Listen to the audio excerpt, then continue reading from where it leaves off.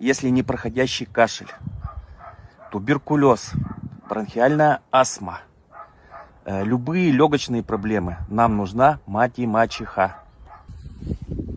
Вот такая красота, это мать и мачеха. По стеблю сразу можно отличить от одуванчика.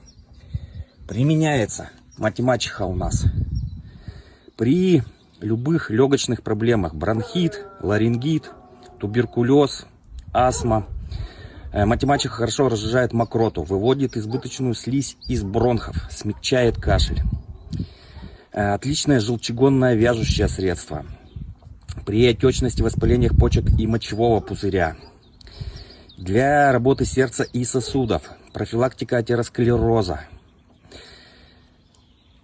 Можно наружно применять при любых проблемах, язвочках, воспалениях, гнойных нарывах, ожогах и так далее. Более подробно, разумеется, будет в описании к этому видео.